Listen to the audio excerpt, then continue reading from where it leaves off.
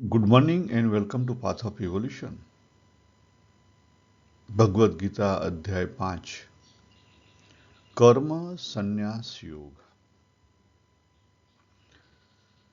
ભગવાને જ્યારે અર્જુનજીને પહેલો સાંખ્ય યોગ કીધો બીજા અધ્યાયની અંદર, પછી એમના પ્રશ્નો વધ્યા,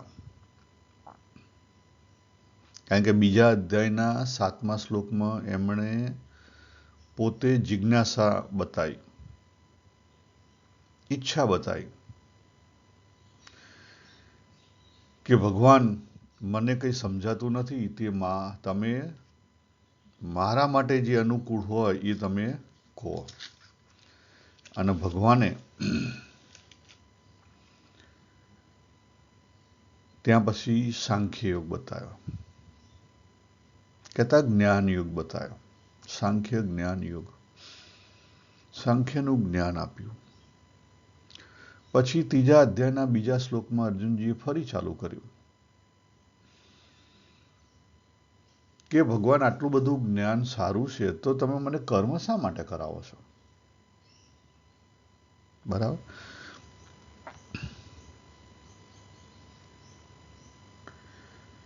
એટલે ભગવાને ત્રીજો અધ્યાય કર્મનો કર્યો અને ચોથો અધ્યાય કર્મના જ્ઞાનનો બતાવ્યો, અને છેલ્લે કર્મ કરવાથી જે જ્ઞાન ઊભું થાય, જોજો શબ્દ મારો, કર્મ કરવાથી જે જ્ઞાન ઊભું થાય એની વાત ભગવાને ચોથા અધ્યાયના 36મા શ્લોકમાં અલ્ટિમેશન આપી દીધું. ગમે તેવા પાપીઓમાં પણ વધારે પાપી હોય, જો સમસ્ત પાપીઓ કરતા પણ વધારે પાપ કરનાર હોય તો પણ તું જ્ઞાનરૂપી નૌકા દ્વારા નિસંદેહ, પાછું કેવું કીધો શબ્દ, નિસંદેહ એવા સંપૂર્ણ પાપ સાગરને સારી રીતે પાર કરી જઈશ. ભગવાને જો કેટલી બધી ફેસિલિટી આપી.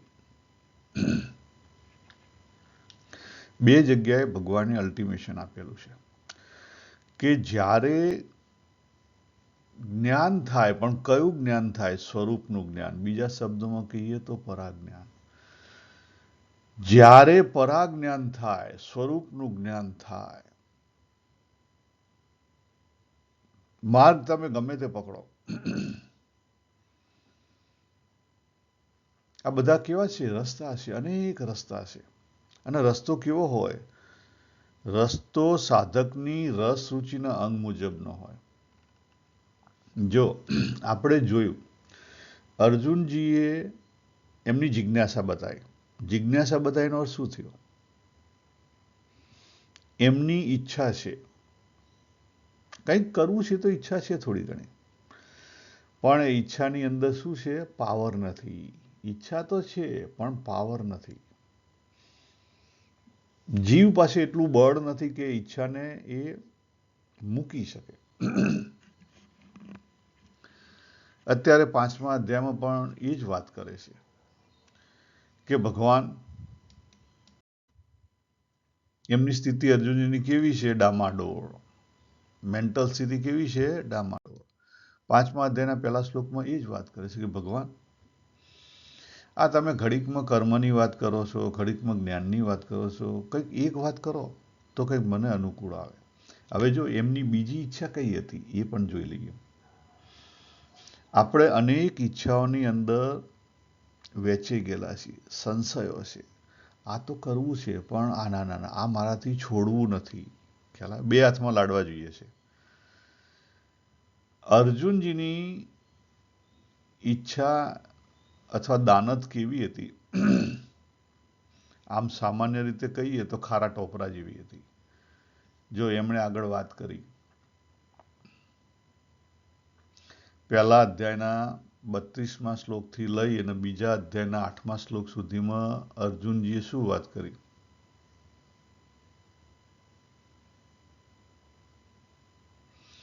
આમ વાત કરે છે કે મને તો કોઈ રાજ નથી જોતું, બરાબર, પરંતુ એક બાજુ શું કહે છે કે રાજ્ય નથી જોતું, પણ બીજી બાજુ શું કહે છે કે જો ભગવાન યુદ્ધમાં કુટુંબીજન માર્યા વગર રાજ મળતું હોય ને વિજય મળતો હોય તો આપણને બરાબર તૈયાર જ છીએ.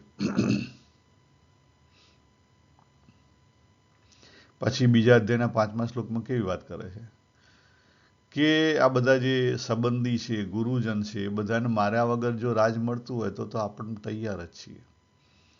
6ઠ્ઠા શ્લોકમાં શું વાત કરે છે કે મને તો ખબર નથી કોણ જીતશે, પણ જો મારો જ વિજય નક્કી હોય તો પછી હું લડાઈ કરું. એટલે આગળ 37મા શ્લોકમાં શું વાત કરે છે કે મારે તો બંને હાથમાં લડ્ડુ જોઈએ. ભગવાન એને પછી એ જ બતાવે છે, ખ્યાલ આવે કે તો તને આ બધી જ વસ્તુની જો વાત કરે છે તો ચાલ હું તને 2 હાથમાં લાડુ આપી દઉં. ખરેખર 2 હાથમાં લાડુ મળે નહીં. પરાની દ્રષ્ટિથી 2 હાથમાં લાડુ છે, પરંતુ અપરાની દ્રષ્ટિથી તમે જ્યારે જુઓ ત્યારે કદાપી તમને 2 હાથમાં લાડુ મળે નહીં. આ લોકમાં, સંસારમાં તમને કદાપી 2 હાથમાં લાડુ નહીં મળે. પણ ભગવાનના દ્રષ્ટિકોણથી બંને હાથમાં લાડુ મળી શકે. ભગવાને શું વાત કરી કે જો તું યુદ્ધમાં માર્યો જઈશ તો તને સ્વર્ગ મળશે, કારણ કે તે સારું કામ કર્યું, અને જીતી જઈશ તો રાજ મળશે. આપણને તો ત્યાં તકલીફ છે. આપણને તો યુદ્ધમાં મર્યા વગર સ્વર્ગ જોઈએ છે ને યુદ્ધમાં મર્યા વગર રાજ જોઈએ છે. બંને વસ્તુ જોઈએ છે. ખ્યાલ આવે? એમની જ વાત કરી, હું તો યુદ્ધ કરું પણ કુટુંબી મરે નહીં, અને શું મને રાજ મળી જાય, મારો વિજય થાય, મારા ગુરુજનો ના મરે. આ બધી કન્ડિશનો છે. એટલે આ લોકની અંદર કન્ડિશનલી કંઈ મળે નહીં. અને જે કન્ડિશનલી વિચાર કરતો હોય એ માણસ કેવો છે? અધૂરો છે. હવે ભગવાને જે વાત કરી, બીજો, ત્રીજો, ચોથો ને 5મો, આજે આપણે 4 શ્લોકનું પહેલા ભાષાંતર જોઈએ ને પછી એને સમજવાનો પ્રયત્ન કરીએ. તો ભગવાન શું બોલ્યા? શ્રી ભગવાન ઉવાચ. શ્રી ભગવાન બોલ્યા, સાંખ્ય યોગ, સાંખ્ય એટલે સાંખ્યનું જ્ઞાન, જ્ઞાન યોગ, અને કર્મયોગ. જનરલી આપણા સમાજની અંદર કેવી ધારણા છે કે કર્મયોગ એટલે કર્મ કરીને જે મળે, અને સાંખ્ય યોગ એટલે કશું કર્યા વગર જે મળે, ખાલી જ્ઞાન કરવાનું. જ્ઞાનમાં કંઈ કરવાનું હોય નહીં, ફિઝિકલ કંઈ નહીં કરવાનું, ખાલી બુદ્ધિથી સમજી લેવાનું. ના, એવું નથી. સાંખ્ય યોગ કે કર્મયોગ કે ગમે તે યોગ, ભગવાને જે આગળ વાત કરી, જીવન જીવવા માટે કર્મ કરવું પડશે. સિમ્પલ. મને જીવન મળ્યું છે, મારે પેટનું પૂરું કરવા માટે બધું કરવું પડે. જે કંઈ થાય બધું કરવું પડે. એટલે જીવન જીવવા માટે ક્રિયા જરૂરી છે. જોજો, શબ્દ ક્રિયા જરૂરી છે. અને ક્રિયાને જ્યારે આપણે એવું સમજીએ કે મેં કરી એટલે શું થઈ ગયું? એ કર્મ થઈ ગયું. ક્રિયા ખરેખર થઈ રહી છે, ક્રિયા થઈ રહી છે, પરંતુ સંસારની અંદર આપણે મેં કરી એ રીતે લઈએ છીએ, કારણ કે આપણો મેં સાથે જોડાઈ જાય છે. દાખલા તરીકે સવારે આપણે ઉઠ્યા, આપણે સવારે ઉઠી અને ઘરની બધી વસ્તુઓ કરીએ, તૈયાર થઈએ, નહીં ધોઈને તૈયાર થઈએ, પૂજા પ્રાર્થના કરીએ, ચા પાણી નાસ્તો કરી, બાળકોને સ્કૂલે મૂકી અને પછી ઓફિસે જઈએ. ઓફિસે જઈએ, આખો દાડો કામ કર્યું, બરાબર? એટલે આપણે શું કહીએ? મેં કર્યું. વાત તમારી સાચી છે, દુનિયાદારીની દ્રષ્ટિકોણથી મેં કર્યું, પરંતુ તમે ડીપર જુઓ તો એ ગુણથી થઈ રહ્યું છે. એટલે તમે જે કંઈ વ્યક્તિ ત્યાં જે કર્યું એને એનું કર્તવ્ય કર્યું, જે કંઈ રોલ હતો. જ્યારે તમે બાથરૂમમાં હતા ત્યારે તમે પોતે એકલા હતા. જ્યારે તમે બાળકોને સ્કૂલમાં મૂકવા જતા ત્યારે તમે પિતાનો રોલ ભજવ્યો. જ્યારે તમે ઓફિસમાં આવ્યા ત્યારે તમે ઓફિસરનો રોલ ભજવ્યો, એટલે તમે તમારું કર્તવ્ય કર્યું. એમાં કંઈ તમે મોટું કર્યું નથી. અને કર્તવ્ય કર્યું તો પછી એનો અહંકાર ના હોય. જો તમે કર્તવ્ય કર્યું છે તો એના માટે તમારે અહંકાર હોય નહીં, કારણ કે એ તમારી ફરજ થઈ ગઈ. જ્યારે ફરજ બજાવે ત્યારે એનો અહંકાર હોય નહીં. ખ્યાલ આવે? અને તમે ફરજથી તમારે ના જોવું હોય, દુનિયાદારીથી તમારે જોવું હોય તો ફરજથી જુઓ. તમારે ફરજથી ના જોવું હોય તો જે ભગવાને વાત કરી 3 અધ્યાયના 27મા શ્લોકમાં, અને આગળ અહીંયા 5મા અધ્યાયના 8મા 9મા શ્લોકમાં પણ વાત કરશે કે આ સમષ્ટિની અંદર બધું થઈ રહ્યું છે, કારણ કે સમષ્ટિ પોતે કોઝ અને ઇફેક્ટ છે, અને એના કારણે થઈ રહ્યું છે. એમાં તમે કંઈ કરતા નથી. તમે માની લો છો કે તમે કરો છો. તમે માની લો છો કે તમે કરો છો. એટલે એ દ્રષ્ટિકોણથી ક્રિયાઓ થઈ રહી છે. એ દ્રષ્ટિકોણથી ક્રિયાઓ થઈ રહી છે. એટલે સાયન્સ જુઓ તમે, ડીપર સાયન્સ, તો ક્રિયાઓ થઈ રહી છે. અને એથી ડીપર સાયન્સ જુઓ પરાના સ્ટેન્ડ પોઈન્ટ ઉપરથી, તો પુરુષ છે, પુરુષ અને પ્રકૃતિ છે. પ્રકૃતિ ડાન્સ કરી રહી છે, એટલે ક્રિયાઓ થઈ રહી છે. પરંતુ પુરુષને કઈ પ્રોબ્લેમ છે? ના, પુરુષને કોઈ પ્રોબ્લેમ નથી. એટલે પરાના દ્રષ્ટિકોણથી કંઈ થઈ રહ્યું નથી. પરાના દ્રષ્ટિકોણથી કંઈ થઈ રહ્યું નથી. થઈ રહ્યું છે છતાં કંઈ થઈ રહ્યું નથી.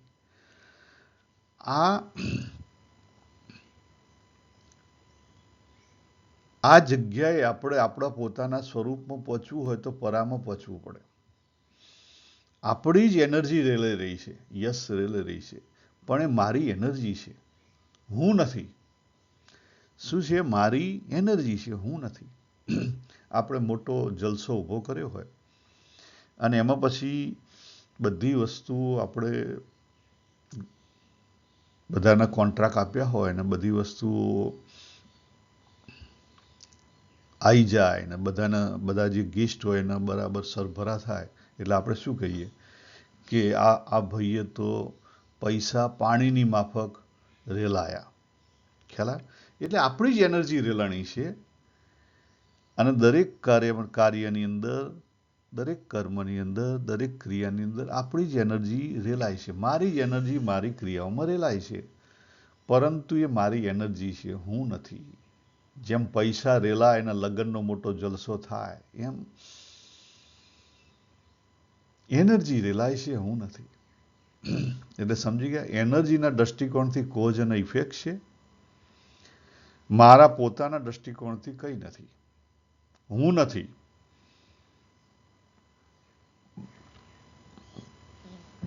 હવે ભગવાન બીજા શ્લોકની અંદર અર્જુનને વાત કરે છે કે તું જે માને છે જ્ઞાન અને કર્મ, એ બંને ગમે તે રસ્તો પકડ, એ બંને કલ્યાણકારી છે.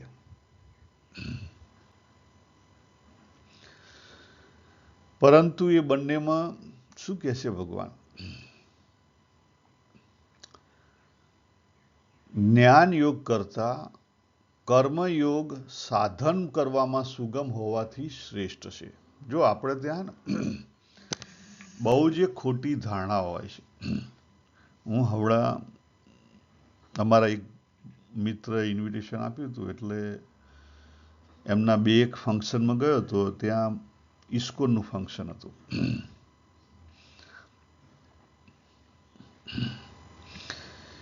એટલે ત્યાં પછી અધ્યાય 12 લઈ અને એનું શું કહેવાય, અધ્યાય 12 ઉપર લઈ અને પછી ભક્તિનું ખોટું આખું અર્થઘટન કરવામાં. ભક્તિ છે એ કોઈ યોગ નથી. ભક્તિ એ છેલ્લું તમને ભક્તિ યોગ કઈ રીતે છે કે છેલ્લું તમને જે કંઈ પ્રાપ્ત થાય એ ફળ છે. અંતિમ પ્રાપ્તિ એ ભક્તિ છે, જેની અંદર ના ભગત બચે કે ના ભગવાન બચે. જેની અંદર ના ભગવાન બચે કે ના ભક્ત બચે, પણ આપણે સમજી શકતા નથી. આ બધા જ જે કોઈ માર્ગ છે, ભગવાને લગભગ અડધો ડઝનમાં કીધા. અડધો ડઝન નહીં, ચોથા અધ્યાયમાં તો લગભગ યજ્ઞ તો 12 ટાઈપના યજ્ઞ બતાવ્યા. તમે ગમે તે રસ્તો અપનાવો, કારણ કે દરેક વ્યક્તિ યુનિક છે, એના પોતાના રસ્તા અલગ છે. દરેક વ્યક્તિના રસ્તા અલગ છે. એને બધું જ કરવું પડશે, થોડું થોડું થોડું થોડું થોડું, કારણ કે જે કંઈ ખરાબી છે એ કાઢવી પડશે. કર્મની ખરાબી છે તો એ કાઢવી પડશે. કર્મ કેમ કરવાનું છે? કારણ કે દેહની જે કંઈ ખરાબી હોય, દેહ ઇન્દ્રિયની, એ કર્મ કરવા માટે કરો તો એ નીકળી જાય. બુદ્ધિની અંદર જે કંઈ ડાઉટ પડ્યા હોય એ જ્ઞાન કરો તો એ નીકળી જાય. ઉપાસના ભક્તિ, જોજો ભક્તિ નહીં હો, ઉપાસના ભક્તિ. ઉપાસના ભક્તિમાં થોડી ઘણી ઉપાસના કરો તો થોડાક નરમ થો, થોડાક ઓગળો, થોડો ઈગો ઓગળે, કોકની શરણાગતિ કરવાની ઈચ્છા થાય. શરણાગતિ થાય. આ શરણાગતિ એમ નહીં, આ તો કરવાની ઈચ્છા થઈ એમ. અને વૈરાગ્ય છે, એની પણ જરૂર છે. એની પણ જરૂર છે. યસ, એની પણ જરૂર છે. કારણ કે જ્યાં સુધી તમારા જીવની અંદર તાકાત ના આવે ત્યાં સુધી તમે ઊભા ના થઈ શકો. તમને જ્ઞાન તો છે, જે આપણે અર્જુનજીની વાત કરી, અર્જુનજીને જ્ઞાન તો છે, પણ ઊભા નહીં થઈ શકતા. ઈચ્છા છે, ઈચ્છા પણ છે. જો બીજા અધ્યાયનો 7મો શ્લોક જુઓ, ત્રીજા અધ્યાયનો 2જો શ્લોક જુઓ, 5મા અધ્યાયનો 1લો શ્લોક જુઓ. પોતાના કલ્યાણની ઈચ્છા છે જ એમને, પણ વૈરાગ્ય નથી, એટલે માણસ ઊભો નહીં થઈ શકતો. એટલા માટે સ્વામિનારાયણ ભગવાને ચોખ્ખી વાત કરી દીધી કે ધર્મ, જ્ઞાન, વૈરાગ્ય અને ભક્તિ ચારે પાસા જો છે. ધર્મ એટલે કર્મ, જ્ઞાન એટલે જ્ઞાન, વૈરાગ્ય એટલે વૈરાગ્ય, ધ્યાન. વૈરાગ્ય એટલે ધ્યાન, બીજું ઇન્ટરપ્ટ ના કરે. અને 4 મેઇન યોગ અહીંયા ભગવાને પણ આ ભગવદ્ ગીતાની અંદર કીધા છે. અને ભક્તિ એટલે ઉપાસના ભક્તિ. પછી ભગવાન સ્વામિનારાયણને આગળ એક પ્રશ્ન પૂછવામાં આવેલો. વડતાલનું વચનામૃત, હા, 3જું 4થું વડતાલનું વચનામૃત, એની અંદર પૂછવામાં આવેલું કે ભગવાન, આ જે 4 સાધન બતાવ્યા એકાંતિક ભક્તિ માટેના, તો આ જે 4 સાધનમાં એવું એક કયું સાધન બળવાન છે કે એકની અંદર 4 આવી જાય? ત્યારે ભગવાને વાત કરી કે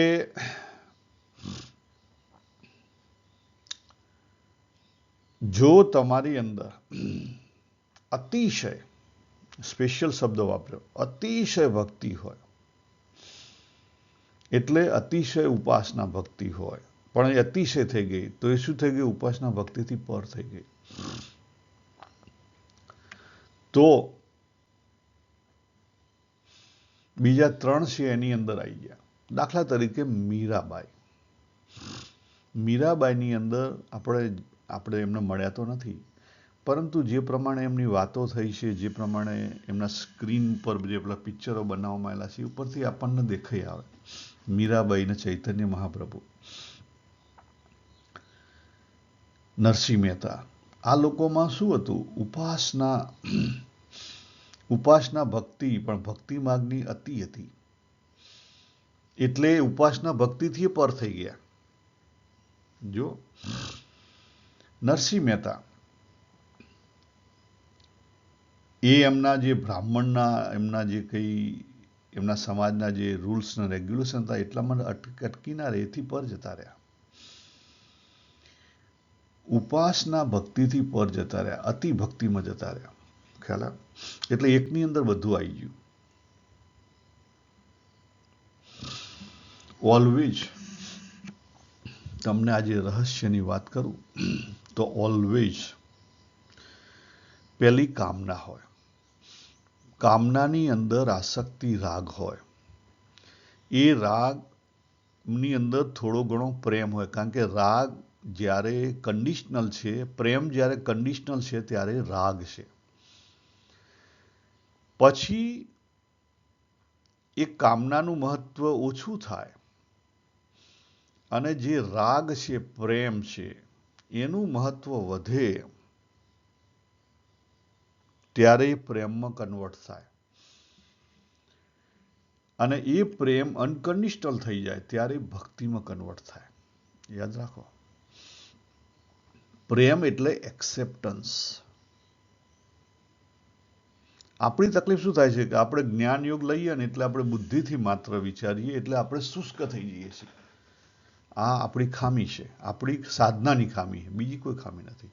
બીજી વસ્તુ, કોઈ પણ યોગ તમે કરો એ તમારી રસ રુચિના અંગ મુજબનો કરવાનો.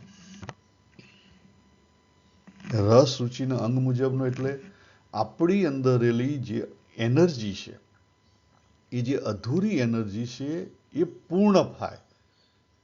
આપણી અંદર રહેલી અધૂરી એનર્જી છે પૂર્ણતાને પામે, એના માટે એ યોગ કરવાનો અને એના માટે સાધન કરવા.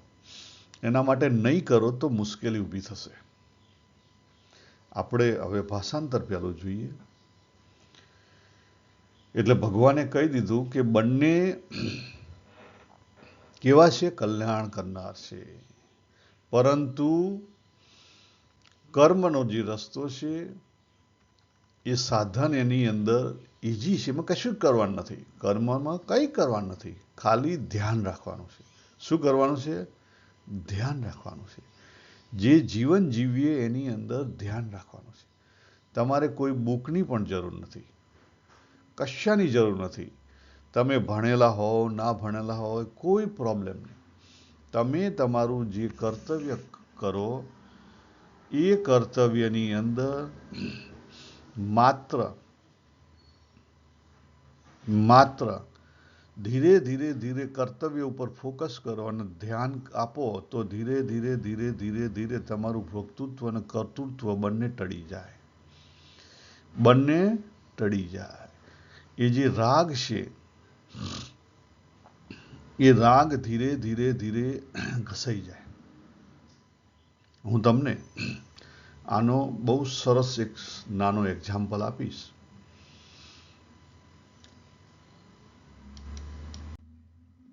પહેલા આપણે ત્રીજો, ચોથો અને પાંચમો શ્લોક જોઈ લઈએ.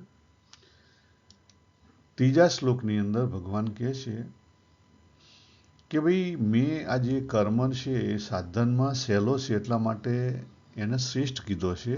એનું રીઝન આપે છે ભગવાન કે હે મહાબાહો, જે માણસ કોઈનો દ્વેષ નથી કરતો અને કોઈની આકાંક્ષા પણ નથી કરતો, કોઈ વસ્તુની ઈચ્છા નથી કરતો, દ્વેષ પણ નથી અને રાગ પણ નથી, એ કેવો છે? નિત્ય સંન્યાસી છે. સાચો સંન્યાસી કોણ છે? એ છે જેણે ભગવા ધારણ કર્યા એ નહીં.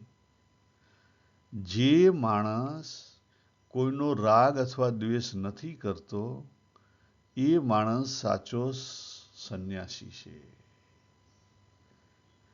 અને સમજવા યોગ્ય છે. જો જ્ઞેય, ભગવાને શબ્દ વાપર્યો. કેમ કે રાગ અને દ્વેષ એ વગરનો જે માણસ છે, એટલે કે દ્વંદ્વો વિનાનો જે માણસ છે, નિર્દ્વંદ માણસ છે, એ સુખપૂર્વક સંસાર બંધનથી મુક્ત થઈ જાય છે. જો ભગવાને અલ્ટિમેશન આપ્યું, તમે તમારું કર્તવ્ય કરો, પરંતુ એની અંદર જો રાગ અને દ્વેષ ના કરો. પહેલી વસ્તુ તો કામના આવશે, રાગ આવશે. કેવું થાય? હું તમને રિયલ એક્ઝામ્પલ આપું કે અમારા ત્યાં એક નવા કુટુંબના મેમ્બર આવ્યા, શાંતિ, દીકરીની દીકરી. હવે ભગવાને જે બીજા અધ્યાયના 62 અને 63ના શ્લોકની અંદર વાત કરી કે જેની પર તમે વારંવાર એ વિષયનું અનુસંધાન કરો એટલે સહેજે એની અંદર રાગ થાય. બરાબર. એટલે ધીરે ધીરે ધીરે આપણને એ બાળક ગમવામાં આવે, આપણને એની સાથે હિતપ્રીત થઈ જાય, નો પ્રોબ્લેમ. પણ ઘણીવાર એ બાળક શું કરે, પીપી કરે, ટોયલેટ કરે તો આપણને ગમે નહીં, ડિસલાઇક. પરંતુ આપણે કરીએ કેમ? કારણ કે આપણી ફરજ છે અને બીજી વસ્તુ કે આપણને પ્રિય છે. પ્રિય માણસ હોય એનું સહન થાય. એ પ્રિયની અંદર રાગ છે. હવે જો કોઈ પણ વ્યક્તિ આજે કરી રહ્યું છે, ખોટું કર્યું ના, ખોટું નથી, બહુ સારું કરી રહ્યું છે, પરંતુ એની અંદરથી ધીરે ધીરે ધીરે ધીરે ધીરે આજે રાગ અને દ્વેષ છે બંને કાઢી નાખે તો એનો પ્રેમ કેવો થવા માંડે? શુદ્ધ પ્રેમ થવા માંડે. કારણ કે કામના છે, રાગ અને દ્વેષના લઈને પ્રેમ છે કેવો છે? અશુદ્ધ છે. એ પ્રેમને આપણે શુદ્ધ કરવાનું છે, આપણા જીવનથી જ કરવાનું છે. કંઈ નવું કરવાની જરૂર નથી, આમાં કંઈ ભણવાની પણ જરૂર નથી અને કંઈ કરવાની પણ જરૂર નથી. સિમ્પલ વસ્તુ છે, આપણે ઘરમાં બધા કામ કરીએ જ છીએ. આટલું જો સમજાઈ જાય તો ધીરે ધીરે રાગ અને દ્વેષથી આપણે ઉપર જતા રહીએ, અને રાગ અને દ્વેષથી ઉપર જતા રહીએ એટલે આપણો પ્રેમ છે એ ધીરે ધીરે અનકન્ડિશનલ થઈ જાય. અને અનકન્ડિશનલ લવ ઇક્વલ ટુ ભક્તિ. અનકન્ડિશનલ લવ ઇક્વલ ટુ ભક્તિ. આપણે અનકન્ડિશનલ લવ થયો એટલે આપણે સમતામાં આવી ગયા, સહજતામાં આવી ગયા, અને સહજતામાં આવી ગયા એટલે આપણે ઉપર ચડવા માંડ્યા. ખ્યાલ? સમતામાં આવી ગયા, સહજતામાં આવી ગયા એટલે આપણે ઉપર ચડવા માંડ્યા.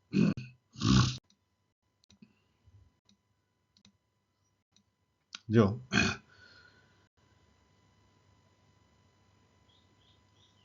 આજ સ્ક્રીન છે એની વાત થાય છે.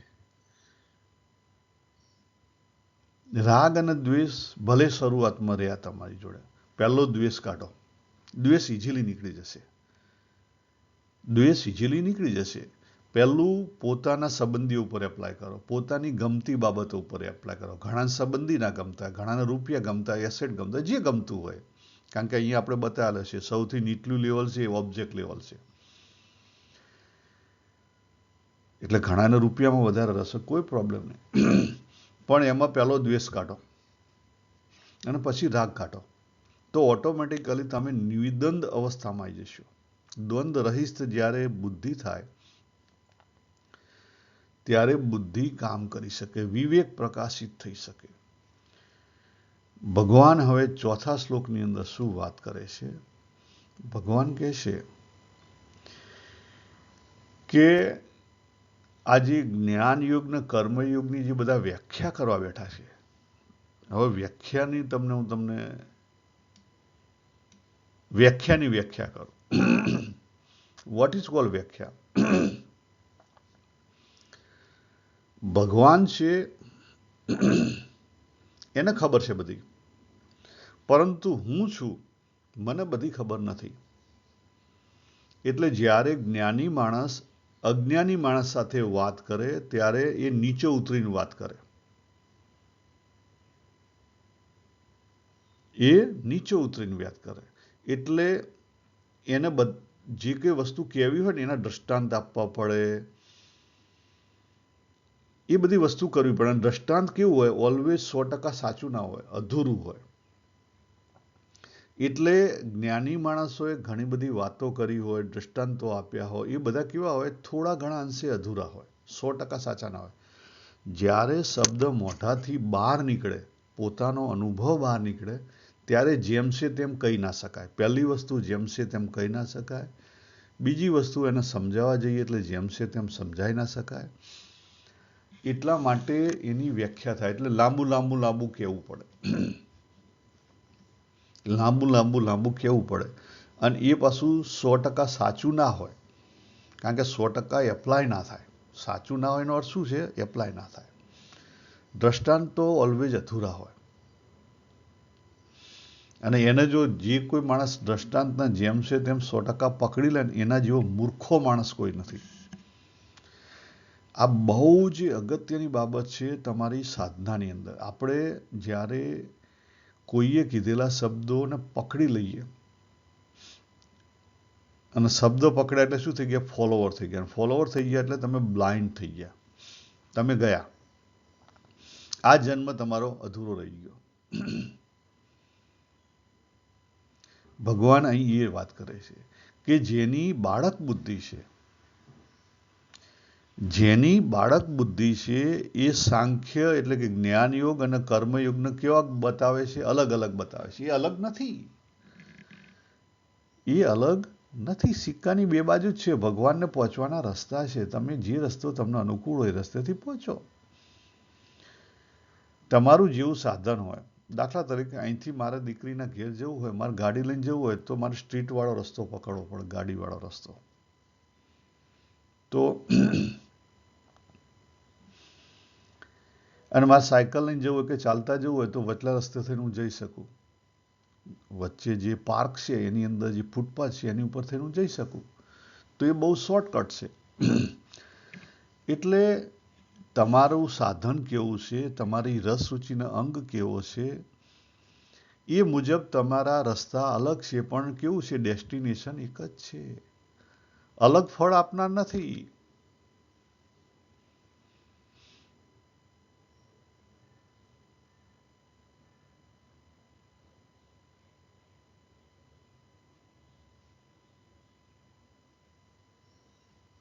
પંડિતો શું કહે છે?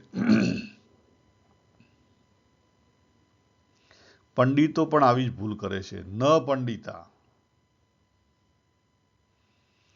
એ બધા પંડિત હોવા છતાં કેવા છે? બાળક બુદ્ધિના છે. ભગવાને એવા પંડિતોને શું કેવા કીધા? બાળક બુદ્ધિના કીધા. ભગવાન એનું રહસ્ય આપે છે. ભગવાન શું કહે છે? ભગવાન કે તને જે અનુકૂળ હોય એવું એક સાધન કર લે, અને ક્ષમતાની અંદર સ્થિર થઈ જા.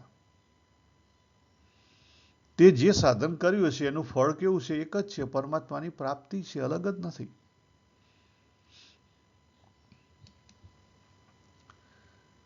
હવે 5મો શ્લોક જોઈ લઈએ.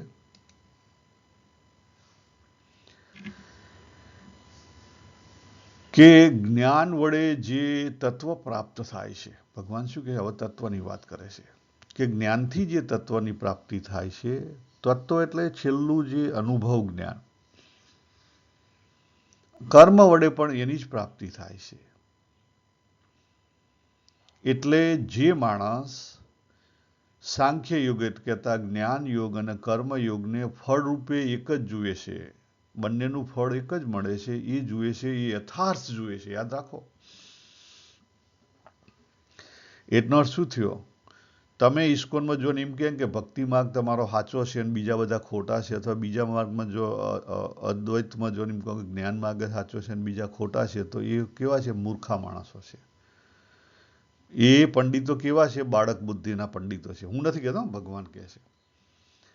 તમારો જેવો રસ રુચિના અંગ હોય, દરેક રસ્તે એક જ પ્રાપ્તિ છે. જો અહીંયા ભગવાન કહે છે એક જ પ્રાપ્તિ છે. ફળરૂપ કેવી છે? એક જ છે. એકમ શબ્દ ચોખ્ખો વાપર્યો છે, અને એ સાચું જ્ઞાન છે. હવે સ્લાઇડ થોડીક ડિટેલિંગ કરી દઈએ અને આપણે પૂરું કરી દઈએ. જે યોગ શબ્દ વાપર્યો છે, યોગ એટલે શું છે?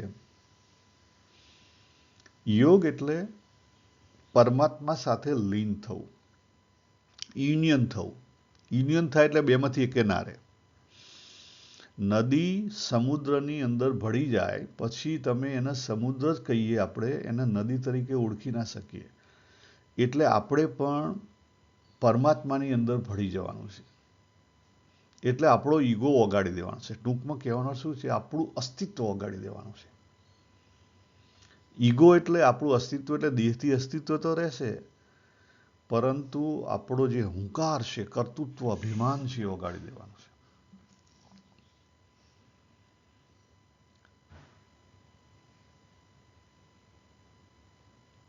એટલે કે તમારી જે પરમાત્મા પ્રાપ્તિ ન થાય તો કર્મ કે જ્ઞાન બંને કેવા છે? અધૂરા છે, નકામા છે, બંધન કરતા છે.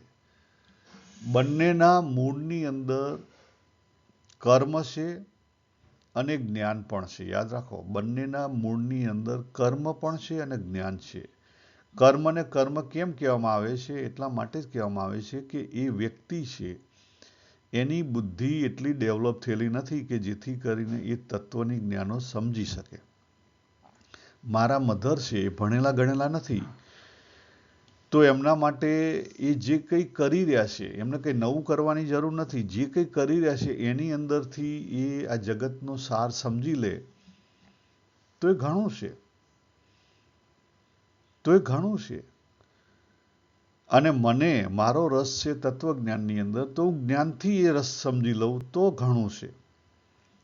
હું તમને ડીપર સાયન્સ બતાવું. કોઈ પણ આપણી અંદર વિચાર આવે, વિચાર એટલે વૃત્તિ, એ વિચારની અંદર એક શક્તિ હોય છે, બીજો ભાવ હોય છે, ત્રીજું જ્ઞાન હોય છે. આ ત્રણ વસ્તુ તો મુખ્યત્વે હોય. જ્યારે વ્યક્તિ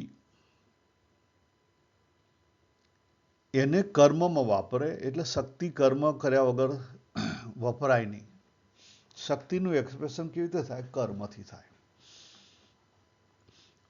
બાળક રડી રહ્યું છે, એને આપણે ઉચકી લઈએ, કારણ કે આપણને વિચાર આવે તરત જ કે ભાઈ એ રડી રહ્યું છે, એને ઉચકવું જોઈએ, તો આપણે એને ઉચકી લઈએ. એટલે આપણે શું કર્યું? શક્તિ વાપરી.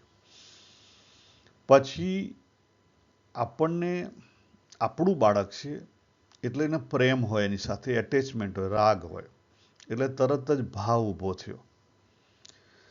અને એ બાળકને આવી રીતે જ ઉચકવું જોઈએ, ખ્યાલ આવે? એ જ્ઞાન ઊભું થયું. એટલે દરેક ક્રિયાની અંદર આ ત્રણ વસ્તુ હોય. એમાં મહત્વ તમે કોને આપો છો? તો ઓલવેઝ ખરેખર મહત્વ ભાવને આપવું જોઈએ. ભાવ છે ને એ તમને ઇઝીલી સ્ટેબિલાઇઝ કરશે. ભાવને આપણે ઓળખી શકશું. શક્તિને એટલું ઓળખી નહીં કીએ અને જ્ઞાનને ઓળખી નહીં કીએ. એટલે કર્મ હોય કે જ્ઞાન હોય, આ ત્રણ વસ્તુ અનિવાર્ય છે, એની અંદર હોય જ. કેવી છે? જો શબ્દ અનિવાર્ય, એની અંદર હોય જ. અને એ ત્રણેયની અંદર જ્યારે સમતા આવે, ત્રણેયની અંદર, ત્રણેયની અંદર, શક્તિની અંદર, ભાવની અંદર અને જ્ઞાનની અંદર, આ ત્રણેયની અંદર જ્યારે સમતા આવી ત્યારે જીવનમાં સમતા આવે, એ સિવાય ના આવે.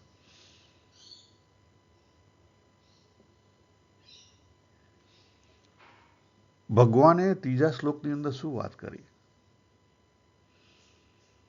કે ઇમ્પોર્ટન્ટ શું છે? દ્વંદથી રહિત થવું ઇમ્પોર્ટન્ટ છે. કર્મનો રસ્તો પકડો, જ્ઞાનનો પકડો, ઉપાસના ભક્તિનો પકડો, ધ્યાનનો પકડો, બુદ્ધિનો પકડો, સાંખ્યનો પકડો, તમને જે ગમે પકડો. કયો રસ્તો પકડવાનો છે? રસ્તો નથી પકડવાનો, લોક બતાવે નથી પકડવાનો, તમારી રસ રુચિના અંગ પર પ્રમાણે પકડવાનો છે. આ મોટા મોટી ભૂલ આપણે કરીએ છીએ. આપણે આપણી રસ રુચિના અંગ મુજબ એ કરવાનો છે અને એની અંદરથી ધ્યાન રાખીને ચેક કરવાનું છે કે એની અંદર મારી જે શક્તિ રેલાઈ રહી છે, ભાવ રેલાઈ રહેલો છે, જ્ઞાન રેલાઈ રહ્યું છે, એ સમત્વમાં આવે છે કે નથી આવતું. જો શક્તિ રેલાશે, શક્તિને કઈ લેવા દેવા નથી. ભાવ શુદ્ધ થશે તો તમારો દ્વંદ જશે, સંશય તો જશે, નહીં તો કદાપી સંશય ટળશે નહીં. આ લખી રાખો. ભગવાને અહીંયા દ્વંદની વાત કરી, તો દ્વંદ પર પહોંચતા પહેલા ભાવ શુદ્ધિ કરવી પડશે. ભાવની અંદર પણ દ્વંદ છે. યસ, રાગ અને દ્વેષ એ બંને ભાવના દ્વંદ છે. અને આ સારું છે ને ખરાબ છે એ બુદ્ધિના દ્વંદ છે. ટૂંકમાં જે કંઈ મન બુદ્ધિના દ્વંદ છે એ બંને સમત્વમાં લાવવા પડશે. બહાર જેટલી નજર નાખશો એટલું પ્રકૃતિ પ્રધાન છે, અંદર જેટલી નજર નાખશો એટલું પરાપ્રધાન છે. બહાર જેટલી નજર નાખશો એટલી અનુકૂળતા અને પ્રતિકૂળતાનો અનુભવ થશે.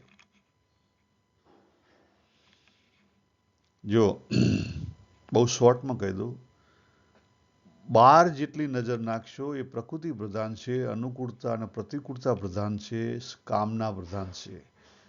બહારથી પણ સમતા કેળવવાની છે, અંદર છે એ પુરુષ પ્રધાન છે, એની અંદર ભાવ છે, એટલે સુખ અને દુઃખનો અનુભવ અંદર થાય. અને એની અંદર જિજ્ઞાસા છે, જિજ્ઞાસા પ્રધાન છે.